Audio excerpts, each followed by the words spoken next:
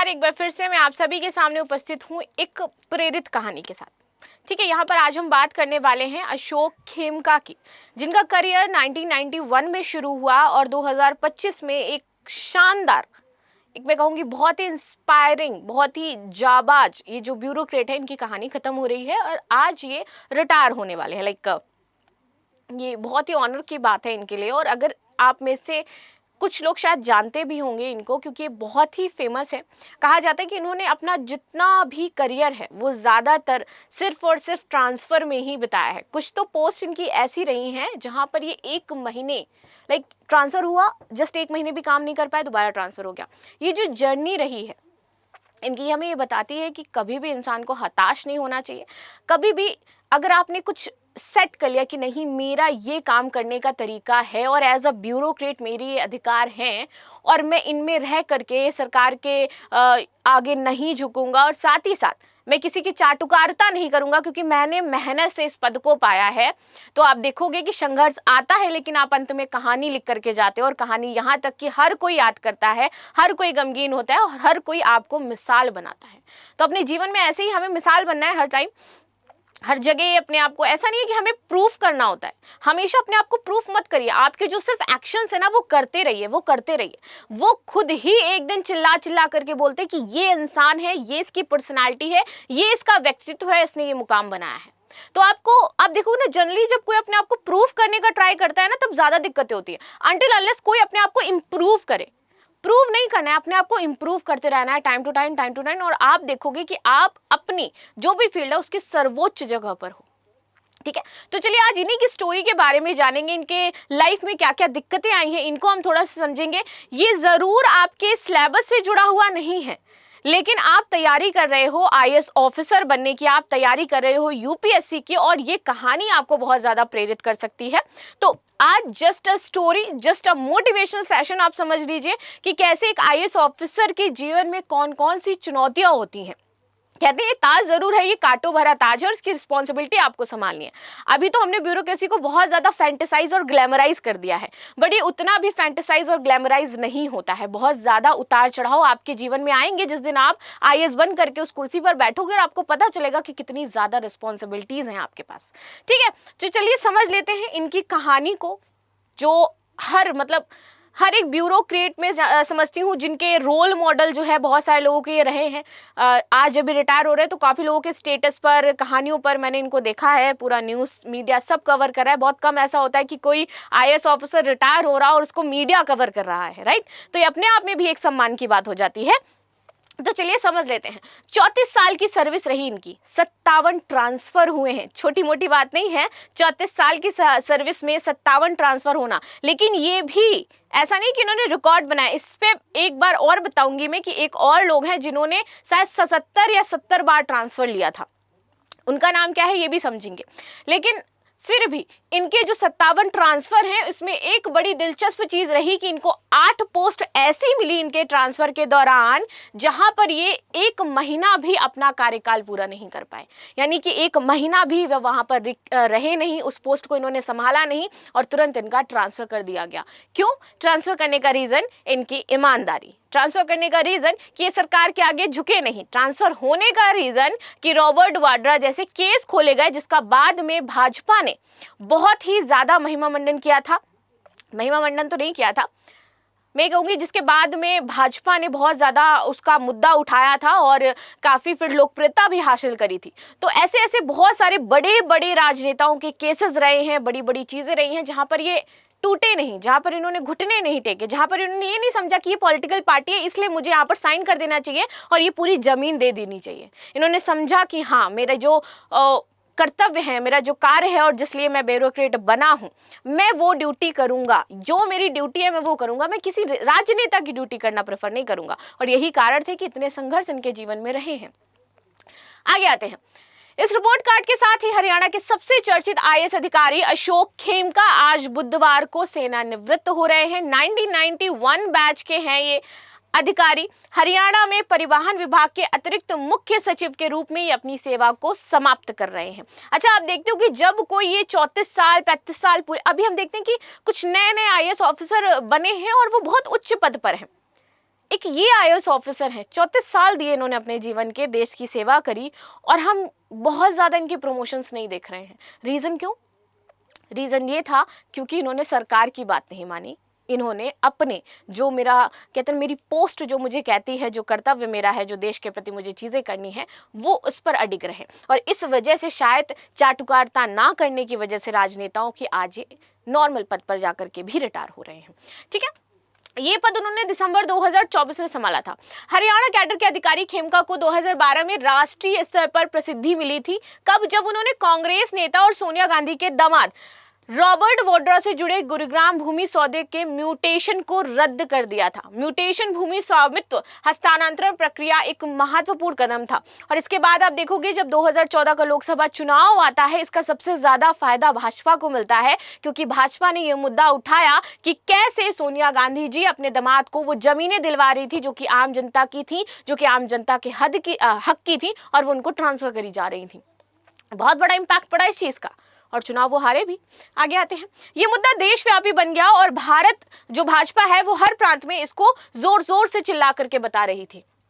आगे बात करते हैं, खेमका और उनके कार्यों की चर्चा क्यों इतनी ज्यादा रही और क्यों ये इतने ज्यादा रोल मॉडल हैं लोगों के। अगर वास्तविकता में अगर देखा जाए कि अभी हम देखते हैं, देखो अभी रिजल्ट आया, हम देख रहे हैं कि बहुत सारे कैंडिडेट्स हमें दिखाई दे रहे हैं, इंटरव्यू देते हुए दिखाई दे रहे हैं, अपने संघर्ष की कहानी बताते हुए दिखाई दे रहे हैं। उन्हीं इंटरव्यूज में जब हम नीचे कुछ कुछ पढ़ते हैं तो ये भी कमेंट होते हैं उसमें, और हम और आप ही लोग हैं जो कह रहे होते हैं ये बातें कि हाँ आज तो आप बता रहे हो कि हम ये कार्य करेंगे, आप जाओ तो सही। फिर आप उसी वो भ्रष्ट जो सिस्टम है उसमें फंस जाओगे जाकर के। और ये मानती हूँ मैं 100% सही नहीं होगा, हाँ 70% सही हो सकता है कि कई बार हमें सिस्टम से चलना पड़ता है। ठीक है, और आपको चलना ही पड़ेगा। अगर आप सिस्टम से नहीं चलोगे तो ये समस्या आपको देखने को मिलेगी जो इन्होंने झेली है अपने पूरे कार्यकाल के दौरान। ठीक है, कोलकाता में जन्म, पिता जूट मिल में क्लर्क थे। तो थोड़ा सा इनके जीवन के बारे में समझ लेते हैं भाई, क्या क्या रहा है। खेमका कोलकाता के रहने वाले थे। उनका जन्म 30 अप्रैल 1965 को हुआ था। खेमका के पिता शंकरलाल खेमका जूट मिल में क्लर्क थे। खेमका जो है वो आईआईटी खड़गपुर में कंप्यूटर साइंस में ग्रेजुएट थे और Tata institute of fundamental research में कंप्यूटर साइंस में पीएचडी और बिजनेस एडमिनिस्ट्रेशन फाइनेंस में एमबीए थे। काफी पढ़े लिखे, समझदार, सुलझे हुए और कर्तव्यनिष्ठ आप इन्हें कह सकते हो। जो गुड गवर्नेंस की बात है वो इनके ऊपर पूरी तरीके से फिट बैठती है कि इन्होंने गुड गवर्नेंस को पढ़ा ही नहीं, इन्होंने एथिक्स को पढ़ा ही नहीं, अपने कार्य के दौरान इन्होंने उसको उतारा भी है। सिविल सेवा में आने से पहले इन्होंने आईआईटी खड़गपुर में कंप्यूटर साइंस और इंजीनियरिंग में टॉप किया था। 1990 में ये अपीयर होते हैं एग्जाम में और सिविल सर्विस की जो परीक्षाएं हैं वो पास करते हैं। ये 1991 बैच के ये आईएएस अधिकारी बने और हरियाणा कैडर इनको अलॉट हो जाता है। हरियाणा कैडर सबसे पहले इनको मिला था और वहीं से ये रिटायर भी हो रहे हैं। आगे देखते हैं, 2012 का केस आता है जो रॉबर्ट वाड्रा से जुड़ा हुआ था। बहुत ज्यादा चर्चा में केस रहा, हर तरफ लाइमलाइट में रहा और उसके बाद से ये चर्चा में आ जाते हैं कि भाई ये आईएएस अधिकारी है जिसने मना किया, वो भी किसको? सोनिया गांधी के दामाद को मना कर दिया। So this is the power. अगर रियल आप, मैं ये जरूर कहना चाहूंगी कि देश का हर एक जो सरकारी दफ्तर में बैठा हुआ है, सरकारी कर्मचारी और जो ब्यूरोक्रेट, वाकई अगर सफाई से काम करने लगे ना तो ये देश सच में बहुत जल्दी डेवलप होगा। सच में हमें किसी भी आम इंसान के साथ कुछ भी गलत होता हुआ नहीं दिखाई देगा। नीतियों को अगर सही तरीके से धरातल पर उतारा जाए ना तो हम बहुत जो पिछड़े हुए लोग हैं उनको सामान्य तरीके से जीवन दिला सकते हैं, उनका जीवन जो है वो बहुत आसान कर सकते हैं। क्योंकि इतने सारे कॉम्प्लिकेशंस हैं, इतनी सारी चीज़ें हैं, इतने सारे लूप होल्स हैं, वहाँ पर कहीं ना कहीं चीज़ें फंस जाती हैं जाकर के। ठीक है, साल 2012 अशोक खेमका उस समय सुर्खियों में आया जब उन्होंने कांग्रेस नेता सोनिया गांधी के दामाद रॉबर्ट वाड्रा से जुड़े एक जमीन के सौदे के म्यूटेशन को रद्द कर दिया। रॉबर्ट वाड्रा और डीएलएफ के बीच सौदा 2008 में हुआ था। रॉबर्ट वाड्रा की कंपनी है स्काईलाइट हॉस्पिटैलिटी ने गुरुग्राम में मानसरोवर शिकोहपुर ओंकारेश्वर प्रॉपर्टी से 7.5 करोड़ रुपए की करीब 3.5 एकड़ जमीन खरीदी थी। इस प्लॉट का म्यूटेशन अगले ही दिन स्काईलाइट हॉस्पिटैलिटी के पक्ष में कर दिया गया था और 24 घंटे के अंदर, क्योंकि वो महान अगर मैं बात करूं कि इतनी बड़ी शख्सियत थे, तो 24 घंटे के अंदर जमीन का जो मालिकाना हक है वो रॉबर्ट वाड्रा को ट्रांसफर कर दिया गया। अब उस समय हरियाणा में कांग्रेस की सरकार थी और भूपेंद्र सिंह हुड्डा यहाँ के मुख्यमंत्री हुआ करते थे। अब 2014 में इन्होंने क्या किया, तो बड़े वाहनों को फिटनेस सर्टिफिकेशन देने से यहां पर मना कर दिया था। साल 2014 में जब खेमका परिवहन आयुक्त बने तो उन्होंने ऑटोमोबाइल और सफेद वस्तुओं के परिवहन के लिए बड़े आकार के ट्रकों और ट्रेलरों को फिटनेस प्रमाण पत्र जारी करने से इनकार कर दिया, क्योंकि इससे एक्सीडेंट्स बहुत ज़्यादा होते थे, दिक्कतें होती थी। रोज़ देखने को मिल रहा था कि भाई वहाँ पर ये जो बड़े बड़े ट्रैक्टर्स चल रहे हैं इनसे एक्सीडेंट्स हो रहे हैं, आम जनता की जो मृत्यु है वो देखने को मिल रही है। तो उन्होंने बोला कि नहीं, हम आपको नहीं देंगे। उनके इस फैसले से ट्रक चालकों ने हड़ताल कर दी थी। बाद में राज्य सरकार ने उन्हें केंद्रीय मोटर वाहन नियमावली 1989 के अनुसार अपने वाहनों में फेरबदल करने के लिए 1 साल का समय दिया था, और इसके बाद ट्रक संचालकों ने अपनी जो हड़ताल है उसको वापस ले ली थी। आगे आते एक और इनका पत्र था जिसमें 2023 में मुख्यमंत्री को पत्र लिखकर इन्होंने विजिलेंस में तैनाती मांगी थी। ये क्या है, चलो ये भी समझते हैं। तो साल 2023 में अशोक खेमका ने पूर्व सीएम मनोहर लाल को पत्र लिख करके विजिलेंस विभाग में तैनाती की मांग की थी। पत्र में खेमका ने कहा था कि आप जानते हैं कि भ्रष्टाचार सर्वव्यापी है। जब मैं भ्रष्टाचार देखता हूं तो ये मेरी आत्मा को पीड़ा देता है। कैंसर को जड़ से खत्म करने के उत्साह में मैंने अपने करियर का त्याग कर दिया। ये बहुत बड़ी बात होती है कि कोई इतनी मेहनत करके उस पद पे जाता है और वो सोचता है कि वो सर्वोच्च पद से जाकर के रिटायर होगा। आपको लगता है कि कोई एक व्यक्ति जो 1991 बैच का सिलेक्टेड है और वो एक नॉर्मल पोस्ट से जाकर के रिटायर होता है, कब होता है? जब वो पूरी तरीके से क्लीन चिट होता है। ऐसा नहीं कि इस दौरान इनको फंसाने का ट्राई नहीं किया गया, ऐसा नहीं कि इस दौरान इनको मारने का भी ट्राई नहीं किया गया, ऐसा भी नहीं हुआ कि इन्हें परेशान नहीं किया गया। बहुत सारी समस्याओं का इन्होंने सामना किया और इस बीच इनका परिवार, आप अभी देखो नॉर्मल जो फैमिली होती है, जब आपको साल 2 साल में 3 साल में 5 साल में कहीं से कहीं जाना होता है, अपने बच्चों का एडमिशन कराना होता है, आप जाते हो अपनी पूरी फैमिली को लेकर के एडमिशन कराते हो, फिर आप कहीं से जाते हो अपनी पूरी फैमिली को लेकर के एडमिशन कराते हो, पूरा मामला सेट करते हो। आप उस व्यक्ति से सोचिए जो 57 बार यहाँ पर ट्रांसफर ले रहा है, अपनी फैमिली को लेकर के जाएगा, अपने बच्चे का उसने एडमिशन कराया, 1 महीना भी वो नहीं रह पाया वहां पर और उसको दूसरे महीने कहीं और भेज दिया जाता है। दूसरे महीने भी उसको ये नहीं पता है कि कितने दिन वो वहां रहेगा, क्योंकि वो क्या है, भ्रष्ट नहीं है। 3 महीने नहीं बीतते हैं, वहां से फिर से ट्रांसफर कर दिया जाता है और एक ऐसी जगह भेज दिया जाता है जहां पर कोई भी सुविधाएं नहीं है। क्या करेगा? अंततः उसको अपना परिवार छोड़ना पड़ता है। अंततः वो कहता है ये संघर्ष जो है ये मैं स्वयं झेलूंगा, क्योंकि मैंने भ्रष्टाचार के खिलाफ ये लड़ाई शुरू करी है, मेरा परिवार इस संघर्ष को क्यों झेले। और वो परिवार भी जो इतना ज्यादा सपोर्टिव रहा इस जर्नी के दौरान इनका, तो इन्होंने इसीलिए कहा था कि मुझे विजिलेंस डिपार्टमेंट में जाना है। इन्होंने बोला कि कैंसर को जड़ से खत्म करने के उत्साह में मैंने अपने करियर का त्याग किया है। कथित सरकारी नीति के अनुसार भ्रष्टाचार को जड़ से खत्म किए बिना एक नागरिक का अपनी वास्तविक क्षमता हासिल करने का सपना कभी भी पूरा नहीं हो सकता। हमारे देश के नागरिकों के पास इतनी क्षमता है कि वो अपने भविष्य को संवार सकते हैं, उनको सारी सुविधाएं मिल सकती हैं, लेकिन जब तक ये भ्रष्टाचार रहेगा, देश का आम नागरिक अपने कर्तव्यों के लिए, अपना जो हक है उसके लिए लड़ता रहेगा। कर्तव्य नहीं, अपने हक के लिए हमेशा लड़ता रहेगा। ठीक है, तो इसीलिए यहाँ पर ये कहा गया था कि भैया मुझे विजिलेंस डिपार्टमेंट पे आप भेज दीजिए। खेमका के बारे में अफसरों और मंत्रियों की राय क्या थी? सबसे बड़ी बात कि इनको कोई भी सरकार पसंद नहीं करती थी, क्योंकि ये किसी भी सरकार की चाटुकारिता करना पसंद नहीं करते थे और इसलिए सरकार इनको पसंद नहीं करती थी। सरकार कहती थी भाई ये यहाँ पर ये कंस्ट्रक्शन ऐसे ऐसे करना है, बोलते थे नहीं भाई ये तो यहाँ पर लोगों की जमीनें जा रही हैं, यहाँ पर ये समस्याएं हो रही है, आम जनता को परेशानी होगी और ये लीगल मैं ये काम नहीं करूंगा। वहां इनका ट्रांसफर कर दिया जाता था। जहां भी खनन की बात आती थी रात में कि भैया इनको हमने दे दिया, इस नेता के जो भतीजा है वो यहाँ पे खनन करेंगे, वो कहेंगे नहीं ये गलत तरीके से आपने किया, फेयर तरीके से आप काम करवाओ, लॉटरी निकलवाओ, जिसके पास जाएगा वो जाना चाहिए। लो भैया फिर से ट्रांसफर हो गया। रॉबर्ट वाड्रा वाला इन्होंने केस अपने हाथ में लिया, वो बहुत ज्यादा चर्चा में रहा, म्यूटेशन रद्द कर दिया गया। तो उस तरीके से इन्होंने इतने बड़े बड़े फैसले लिए कि जो पॉलिटिकल पार्टीज थी, दे आर लाइक कि नेताओं को क्या होता है, वो सोचते हैं कि भाई मेरे अंडर में काम करना चाहिए इंसान, सांसद, विधायक, दे थॉट कि दे आर वेरी पावरफुल।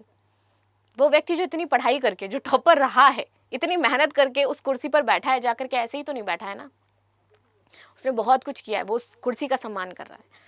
तो इस तरीके से इनकी पूरी लाइफ जर्नी रही, बहुत कुछ इन्होंने त्यागा है अपने जीवन में। और 1991 अगेन मैं रिपीट करना चाहूँगी, आप देखो जाकर के, उठाना जाके चार्ट और देखना कि 1991 के जो बैच के IAS ऑफिसर हैं वो इस टाइम कहाँ कहाँ ऊंची पोस्ट पे तैनात हैं, और कंपेयर कर लेना आप इनकी पोस्ट को। ये इनको फल मिला क्योंकि ये भ्रष्ट नहीं थे। आगे करते, पूर्व मुख्य सचिव ने इनको 10 में से 9.8 अंक दिए थे। 26 अक्टूबर 2021 में 31 मार्च 2022 की अवधि के लिए खेमका की नवीनतम प्रदर्शन सूचकांक रिपोर्ट में पूर्व मुख्य सचिव जो है संजीव कौशल, इन्होंने 10 में से इनको 9.8 अंक दिए।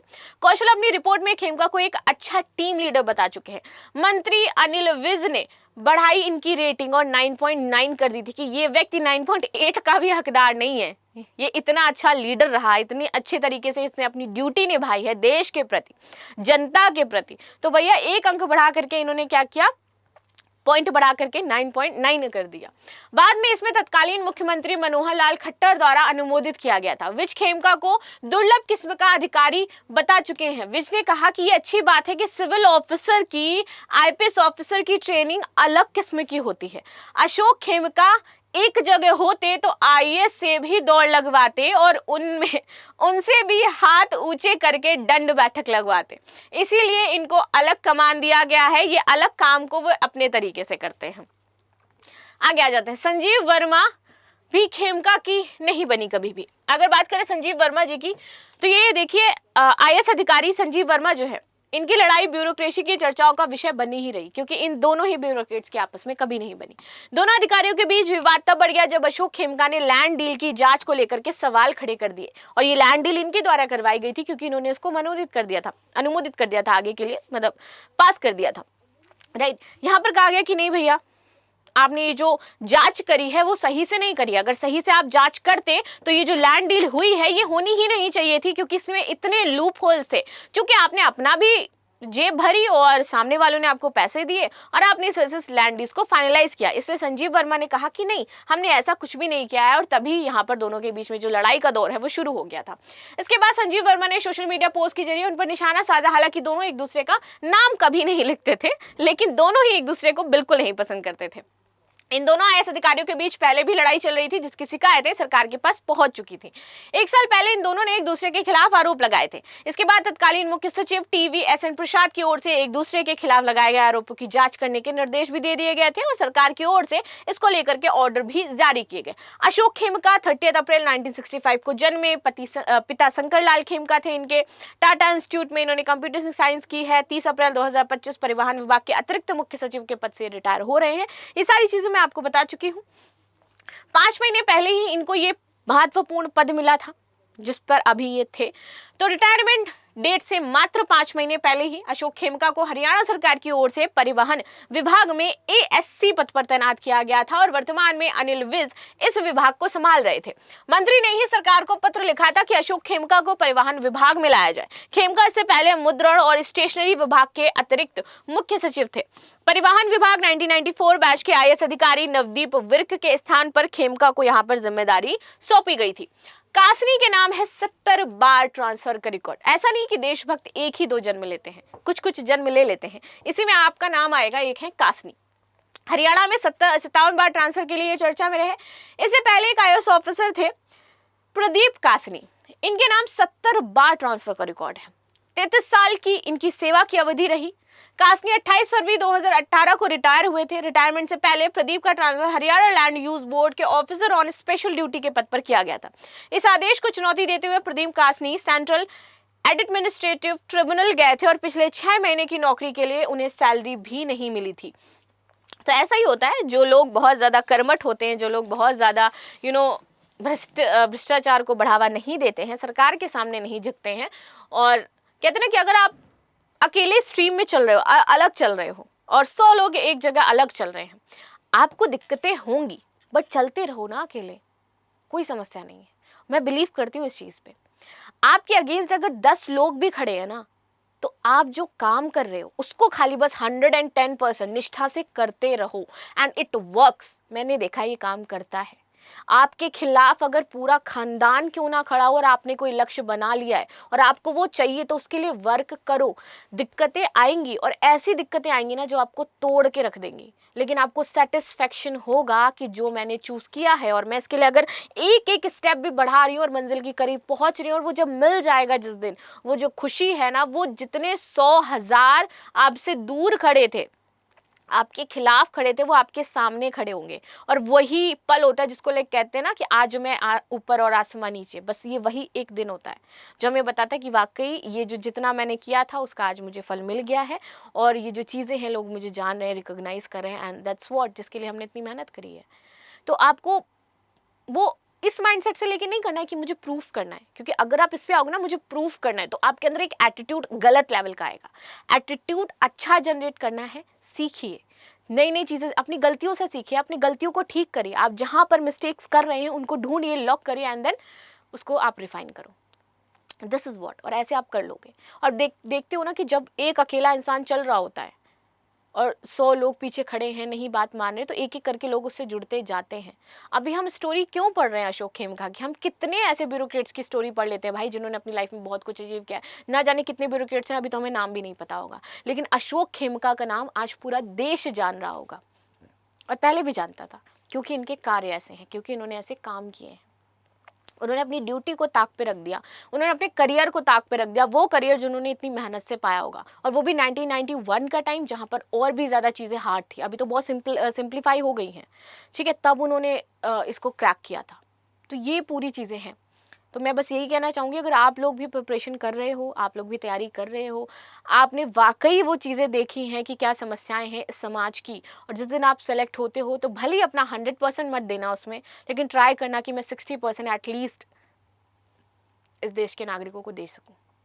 सो ये थी न्यूज़ जो हमने आज डिस्कस करी। It's not a news, it's a very emotional मैं कह सकती हूँ, वेरी लाइक मोटिवेटेड मैं कह सकती हूँ स्टोरी थी, जो शायद आप लोगों के अंदर एक नई ऊर्जा लेकर के आएगी और आप उसके लिए काम कर सकोगे।